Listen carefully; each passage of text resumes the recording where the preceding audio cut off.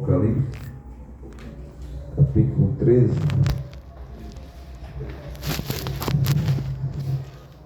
E a partir do versículo 11.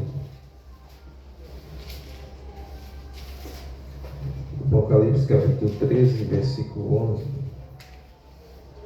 Que diz assim: E vi subir da terra uma besta que tinha 2 chifres, semelhante aos de um cordeiro, e falava como o dragão, e exerce todo o poder da primeira besta na sua presença, e faz que a terra e os que nela habitam adorem a primeira besta, cujas chagas mortal foram curadas, e faz grandes sinais, de maneira que até fogo faz descer do céu, a terra à vista dos homens, e engana os que habitam na terra com sinais que lhe foi permitido que fizesse em presença da besta, dizendo aos que habitam na terra que fizesse uma imagem a besta que recebera ferida da espada e vivia. E foi-lhe concedido que desse espírito à imagem da besta, para que também a imagem da besta falasse, e fizesse que fosse morto todos os que não adorassem a imagem da besta. E faz que todos os grandes, pequenos, ricos, pobres, livres, servos, lhe seja posto um sinal na sua mão direita ou na sua testa, para que ninguém possa comprar ou vender, senão aquele que tiver o sinal, ou o nome da besta, ou o número do seu nome. Aqui a sabedoria. Aquele que tem entendimento, calcule o número da besta, porque é número de um homem, e o seu número é 666. Somente até aqui, para nós estarmos falando um pouco da palavra do Senhor. A nossa irmã estava falando sobre a mente, né? A batalha na mente. E essa passagem, irmãos, ela tem tudo a ver com essa passagem dessa besta, né? Que vai trazer essa marca. Diz que é na testa ou na mão, né? Então, o que significa isso, irmãos? Qual o propósito dessa marca está ser colocada em cada um? Ele diz aqui assim, ó: e fez que todos os pequenos e grandes, rico, pobre, livre e servo, lhe seja posto um sinal na mão direita ou na sua testa. Esse sinal, irmão, é algo para identificar, né? Identificação. Hoje, ele não é físico, né? Não é um sinal físico, mas com o passar do tempo, a gente vê que as coisas se encaminham para que essa marca se torne uma marca física, né? Apesar que tem pessoas que, pastores de renome, que não acreditam, né, que será uma marca física, mas será, irmão, não agora, né? Ele está trabalhando na mente do ser humano. A marca está sendo feita na mente do ser humano, através da batalha espiritual, né? E a Bíblia diz que ele vai colocar em todos que adoraram, né? A marca. Para quê, irmãos? Para identificar. Para a gente entender isso, irmãos, a gente tem que meditar naquela passagem de Ezequiel, né? E naquela passagem da tentação de Jesus. Ezequiel diz assim que ele se exaltou e começou a almejar o trono de Deus. Qual é o trono de Deus, irmãos? O trono de Deus, ele está no mais alto céu e recebe toda a adoração, tanto a nossa quanto a adoração dos anjos. Então, quando o inimigo das nossas almas, ele sendo ainda, né, querubim ali ungido, né, ele ainda estava no céu. Quando ele estava lá, ele sentiu, né, uma inveja, um desejo de receber aquilo que Deus estava recebendo, dizendo assim: por que só ele, né, em seu coração? Por que só ele pode ser adorado? E desse acontecimento, irmão, a partir daí começou-se uma batalha, né? A vontade dele é ser adorado. E a Bíblia diz que ele conseguiu seduzir ali, levar uma terça parte daqueles anjos, né? Se prostraram diante dele. Isaías 14, né? Tem Ezequiel também, mas Isaías 14 também. Isso. 14 e 12. Então, irmão, ele se exaltou e queria receber a adoração que Deus recebia. E ele disse assim: eu vou subir, né, ao mais alto céu e vou colocar o meu assento lá nas alturas, porque ele queria que aquilo que era dado a Deus, aquela adoração ali no céu, fosse dada a ele também.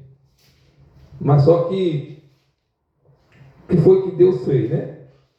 Já acabou com aquela festa, e todos aqueles que o seguiram também foi lançado fora dali, daquele lugar. Glória seja dada ao nome santo do Senhor. E a Bíblia diz, irmãos, que ele conseguiu, né? Caiu com ele ali uma terça parte, foi dividido em 3 partes, uma parte das 3 foi com ele. E ele conseguiu levar, imagine, ali no céu, imagine o ser humano que é tão fácil de ser enganado, né? Conseguiu enganar os anjos, imagine, alguns anjos, imagine ser humano. A Bíblia diz que se for possível, ele engana até os escolhidos. Glória a Deus. E ele tenta, irmão, uma das 3 formas que ele tentou Jesus, né? Ele conhece a necessidade, ele sabia que Jesus estava ali, né? Também 100% homem, ser humano, e ele sabia que Jesus tinha uma necessidade de se alimentar. Ele disse assim: se tu és filho de Deus, transforma essas pedras em pão. Irmão, o ser humano ele é assim tão fraco, né? E o diabo sabe disso, que o comida, irmão, a fome é uma coisa tão incrível, tão terrível na vida do ser humano, que o homem é capaz de coisas inacreditáveis para saciar a fome, né? Se a gente for ver naquele tempo lá que houve o cerco ali em Samaria, né? O que aquela mulher fez ali? Cozinharam os próprios filhos, irmão. Para você ver a situação, né? Aleluia. Eles comiam esterco, né? Dos pombos, dos pássaros, cabeça de jumento, né? Há relatos, irmãos, que na Venezuela, né, o povo, né, come os animais. Isso eu não falo assim com certeza, porque vejo pessoas falar que o povo come os animais de estimação por causa de fome, irmãos. E o inimigo sabe disso. Por isso que ele foi logo nessa parte com Jesus. Ele achou assim, se eu falar de comida, ele já está aí 40 dias e 40 noites. Se eu falar de comida, ele vai cair.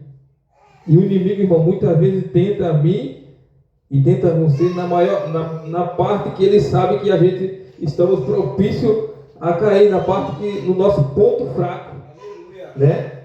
O nosso ponto fraco, ele infelizmente ele conhece, né? Porque ele é um ser invisível e ele investiga a minha e a tua vida. Ele sabe por onde a gente anda, né? Quando aqueles homens lá no livro de Atos dos Apóstolos, né, foi expulsar o demônio, ele disse assim, em nome de Jesus que Paulo prega. Aí ele disse assim, eu sei quem é Jesus, eu conheço Paulo. Então, irmão, Paulo é um homem de Deus e ele conhecia a vida de Paulo. Por isso que eu digo, ele conhece a nossa vida, ele investiga o que a gente está fazendo. E ele, para que ele faz isso, irmão? Para ele, a cilada é justamente essa batalha, né? Que ele tenta colocar essa marca em nossa mente, para que impregne essa marca do pecado, da adoração às coisas que não são de Deus, para que quando essa marca chegar a ser uma marca física, ele vai marcar. A Bíblia diz aqui, ó, e faz com que todos, né, não é uma coisa que as pessoas, né, não vai querer, ele vai fazer, irmão, vai obrigar as pessoas a colocar. A Bíblia diz, faz com que todos, então no sentido de obrigar com que todos que o adorem, bote aquela marca. Aqueles que não adorar, vai pagar com a vida, né? Quando se tornar uma marca física, né? Então,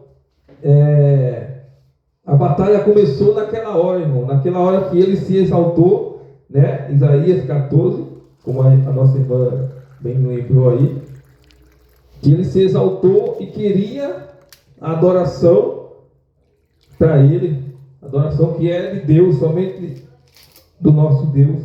Ele queria para ele, né? E ele se exalta e ele vai querer realizar o seu propósito. Imagine, irmãos, ele foi para cima e queria, né, colocar o seu trono ali acima, mas Deus não deixou. E Deus, irmãos, como ele separou ali, mandou embora, né, expulsou do céu ele com a terça parte, ele também vai jogar. A Bíblia diz que vão ser jogados no lago de fogo, né, aqueles que adoraram a besta, e também a besta, Satanás, vão ser tudo jogados lá, irmãos, né? Então, como foram expulsos do céu, também vão ser expulsos da terra, né? E vai ficar na condenação eterna, irmão. Mas, enquanto isso, há um trabalho, irmão, muito forte, né? Para que ele consiga marcar o máximo de pessoas possível, né? O máximo de pessoas possível, porque é uma identificação, irmão. Ele vai dizer, esse aqui não é seu. Ele vai apontar para Deus e vai dizer, esse aqui não é seu. Esse aqui eu consegui marcar. Esse aqui eu consegui fisgar, né? Mas graças a Deus que eu e você, irmão, estamos firmes, assim como Jesus ficou, né? Lá em Mateus capítulo 4, ele tenta a Jesus Cristo, né? Vamos ler lá, irmãos, para a gente... Mateus capítulo 4, vamos estar... É a tentação de Jesus, né?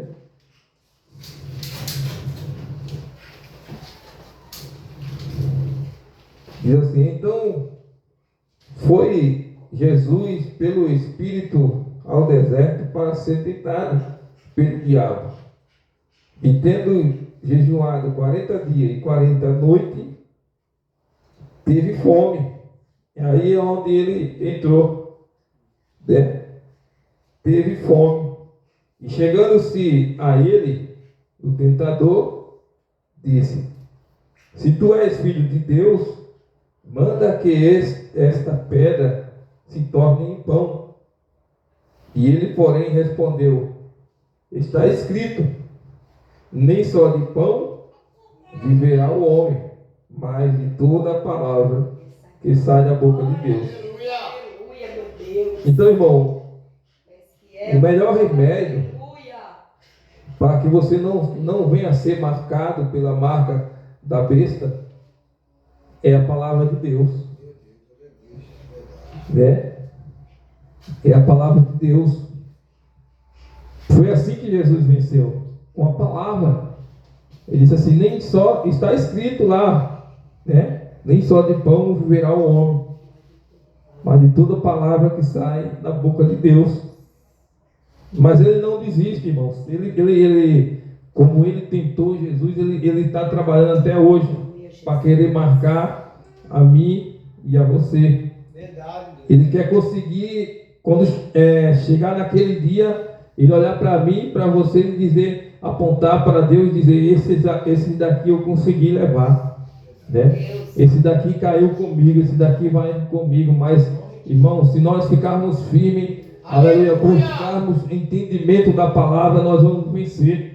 Aleluia, glória a Deus. E Jesus, ele venceu a ele com a palavra, irmão, respondendo somente com a palavra, né?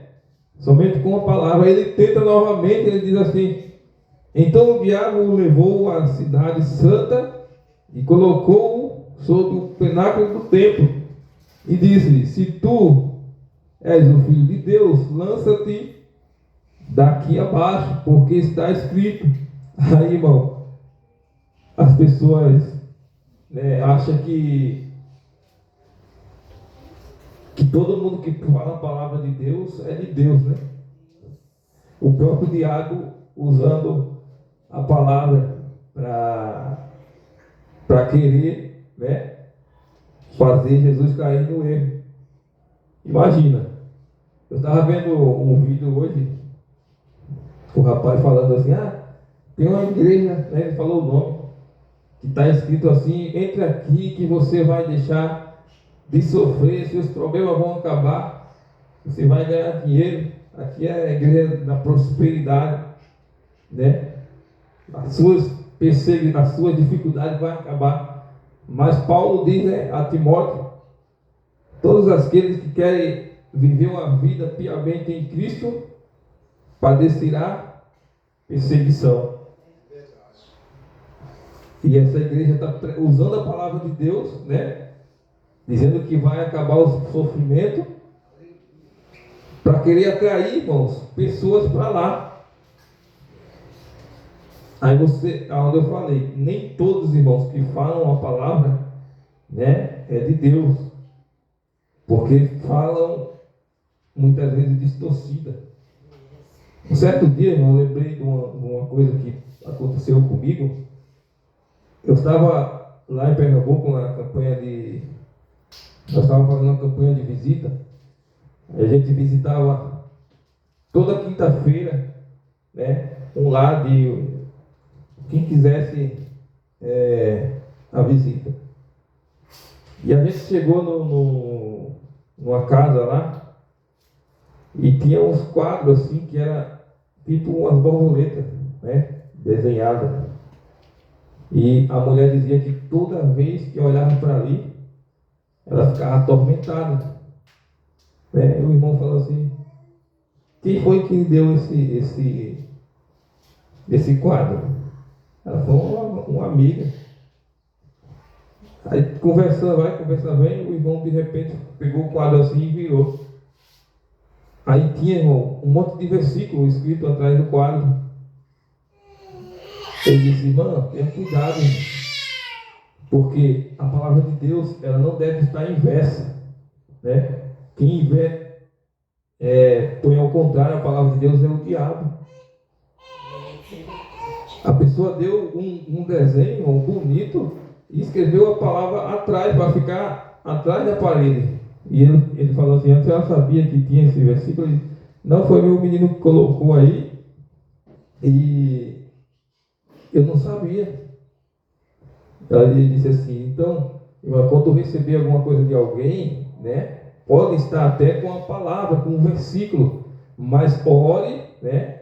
Ore, repreenda o mal, porque às vezes as pessoas, você não sabe o que as pessoas fazem, o que as pessoas são capazes de fazer, né? Existem pessoas, irmãos, que trabalham no ocultismo, faz coisas que você nem imagina, né? Nem imagina, e acaba às vezes destruindo família, destruindo a vida de pessoas, e aquela mulher, de tanto que era aquilo que estava fazendo ela ficar atormentada, irmão, não sei o que foi que tinha ali, eu não, né? Não sei o que foi que fizeram ali, que quando ela tirou aquele negócio ali, ela disse que não sentia mais aquele tormento, né, era uma agitação dentro de casa, os filhos começaram a brigar. Ela disse, depois que vocês vieram aqui e fizeram aquela visita, eu não sinto mais isso. Aleluia. Então, irmão, eu não sei o que foi que aconteceu ali, que fizeram, se foi algum trabalho, alguma coisa, mas era o que o diabo estava falando aqui, né? Está escrito, aos teus anjos, né, dará ordem ao teu respeito,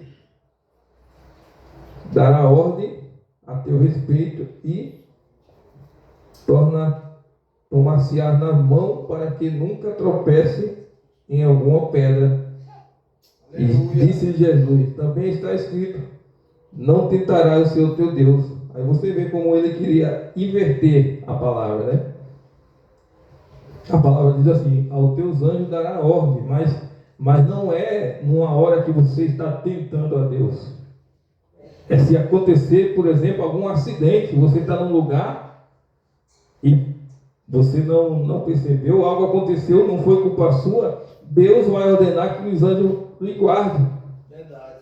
Mas você se jogar, se lançar de um prédio, de um lugar alto, Deus não tem obrigação, né, de mandar ninguém, porque foi você quem se jogou. E Jesus, né, responde para ele, também está escrito, não tentarás ao Senhor teu Deus. Eu fico, às vezes, pensando, às vezes a senhora me pergunta, tem coragem de pular dali de São Vicente ali, paraquedas? Eu disse, Deus me livre, eu vou tentar a Deus.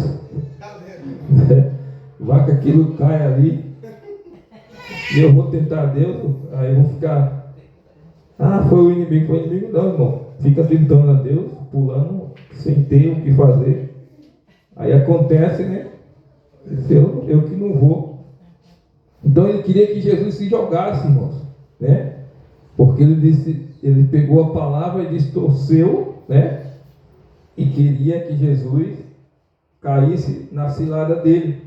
Depois, aí ele vai no ponto o que ele queria, né? O que ele queria lá no céu. Ele tenta Jesus agora, ele diz assim, novamente o levou o diabo a um monte muito alto. O versículo 8 diz assim, novamente o levou a um monte muito alto e mostrou-lhe todos os reinos do mundo e a glória deles, e disse, tudo isso te darei se prostrares e adorares. Então, o propósito dele para a vida de cada ser humano é conseguir a adoração, né? Porque ele sabe que a minha e a tua adoração chega lá no céu para Deus. E se ele conseguir, irmãos, fazer com que eu e você venha a adorar outras coisas que não seja Deus, ele está conseguindo colocar essa marca, né? Essa marca para dizer para Deus, para nos identificar diante de Deus e dizer, esse aqui é meu, esse aqui está marcado, né? Brevemente, irmãos, os acontecimentos que a gente vê aí se encaminha para tornar essa marca uma marca física, né? Já existem estudos, né? Já existe que ela traz muita vantagem, né? Aí tem pessoas que dizem, irmão, não se preocupe com aquele chip não, que não é a marca. Irmão, não é a marca agora, mas é a tecnologia para ser usada, né? Já é uma tecnologia que ele pode aproveitar para o mal e usá-lo, né, irmão? Então, por isso, irmão, nós devemos estar atentos, né? Atento para não cair nisso aí, irmãos. Glória seja dada no nome de Jesus. E isso, irmão, é um sinal de que Jesus está voltando, né? As coisas assim caminhando para aquilo que a Bíblia está apontando, e muitos têm deixado de lado, irmão, essa parte, né, da marca da besta. Muitos estão preocupados com outras coisas. Muitos, aleluia, desprezam tanto o livro de Apocalipse, não querem pregar, não querem estudar, né? E porque acha que é muito difícil. Mas, irmão, não é fácil, é tão igual aos outros livros, porque a Bíblia, irmão, ela mesmo explica, né? A Bíblia, ela mesmo se explica. Você, como eu falei aqui, ó, ele está o quê? Marcando o que são deles. Então isso remete, irmãos, à adoração, a querer com que aqueles marcados venham adorar Ele, porque a vontade dele não é nada, irmãos, não é que a gente faça nada, mas que a gente adore a Ele. A vontade dele é que eu e você se prostre diante do pecado, diante daquilo que ele tem colocado diante de nós. Ele colocou 3 vezes ali, 3 tentativas, aleluia, para parar Jesus, porque ele sabia que se ele conseguisse, né, que Jesus adorasse a ele ali, irmão, era uma vitória tremenda, né? Mas ele estava falando ali, irmãos, com alguém que sabia, que tinha propósito. E eu e você temos propósito, e o nosso propósito, irmão, é chegar no céu. Aleluia. Eu e você sabemos para onde vamos, sabemos de onde fomos tirados, e sabemos aonde queremos chegar. Aleluia. Jesus Cristo, irmão, ele vai voltar. Aleluia. Eu mudei o meu modo de pensar, né? Alguns dias as pessoas cantam assim aquele hino: onde está aquele povo barulhento? Onde está que não se vê nenhum, irmão? Eu mudei o modo de pensar sobre isso aí, irmãos, porque eu sei que Jesus vai voltar, vai levar a sua igreja, né? A sua igreja. Mas as igrejas, irmãos, elas vão ficar cheias, né? Porque o que está acontecendo? Estão tornando tudo normal, né? É normal adulterar, é normal roubar, né? É normal viver na homossexualidade, é normal tudo. Então, o que vai acontecer? O povo vão vir para a igreja. Se você for observar, for estudar lá nos Estados Unidos, já há esse movimento. O povo está enchendo a igreja, mas de uma forma na qual ele pode fazer tudo. E quando o irmão começar a se encher essas igrejas, a igreja verdadeira vai para onde? Vai ficar aceitando isso? A igreja vai se esconder. Na Coreia do Norte, existe igreja, mas os crentes verdadeiros estão nas cavernas, os crentes verdadeiros estão nos matos. Então a igreja vai ficar cheia, mas o templo vai ficar cheio, mas a igreja de Jesus vai ser arrebatada. É por isso que eu mudei, né? Não assim, irmãos, querendo dizer que o hino está errado, mas eu acho que ninguém vai ficar procurando, né? Porque vai estar cheio, vai ter gente lá, porque eles vão achar assim: posso fazer tudo, eu vou para a igreja. Eles não vêm. Por que o pecador não vem, irmãos? Hoje, porque a mensagem é de arrependimento e de renúncia. Mas quando começar em todos os lugares pregarem essa mensagem, dizendo assim: venha como está e fique como está, Deus te ama a si mesmo. Quem é que não vai querer vir? Né?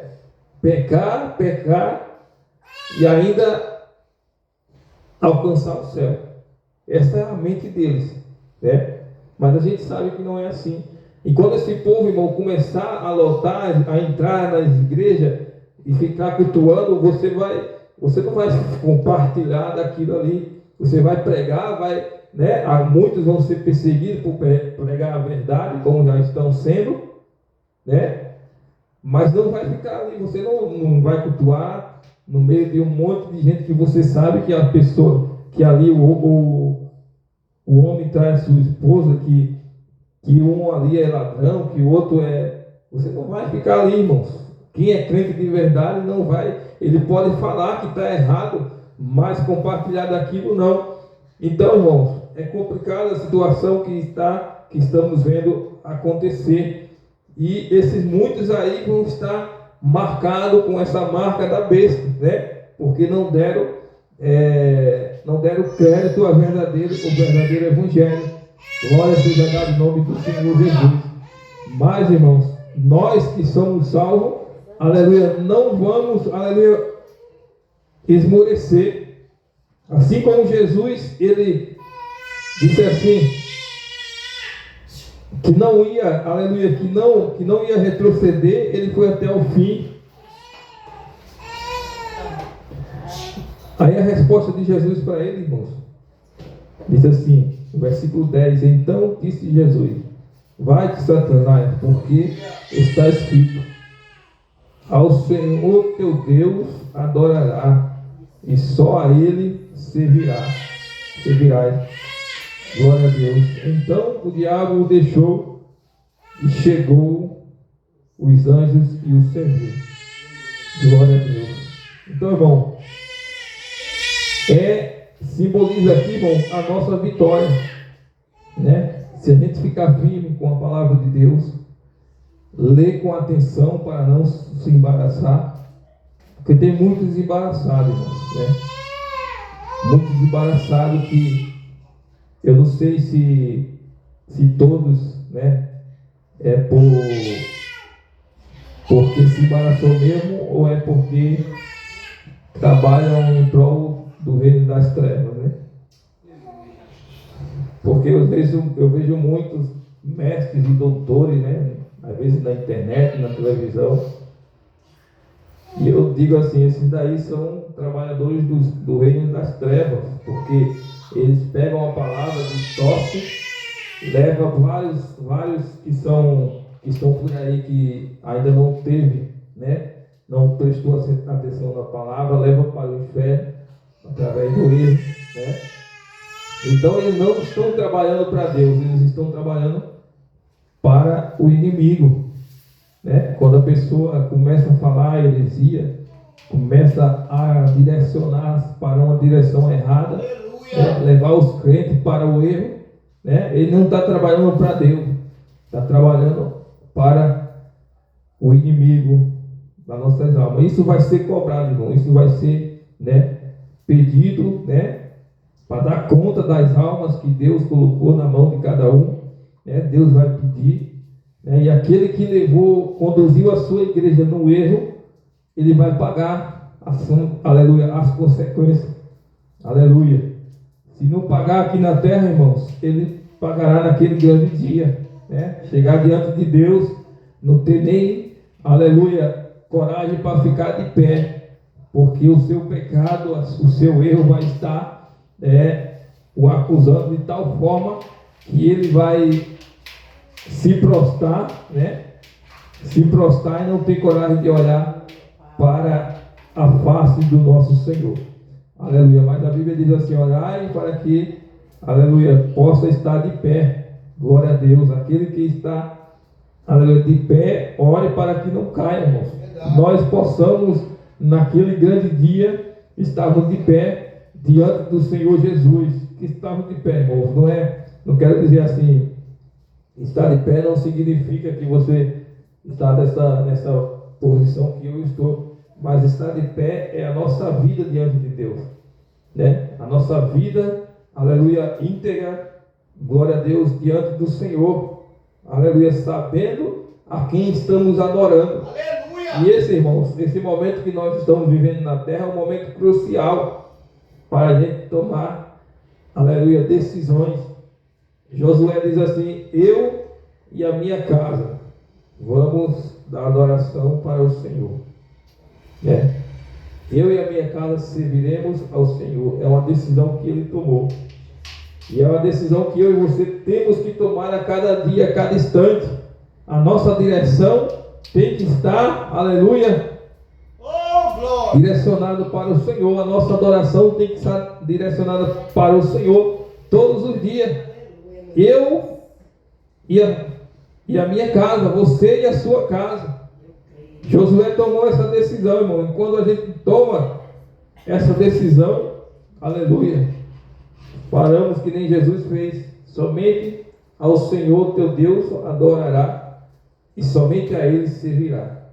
Glória a Deus. Amém. Que Deus possa nos abençoar e nos dar força para não cairmos na cilada do inimigo e não sermos marcados com a sua marca, porque naquele dia ele vai apontar, irmãos, esse é meu, esse outro é meu, né, e vai levar, porque Deus não vai, né, ser injusto e dizer, não, esse não vai ser seu, não.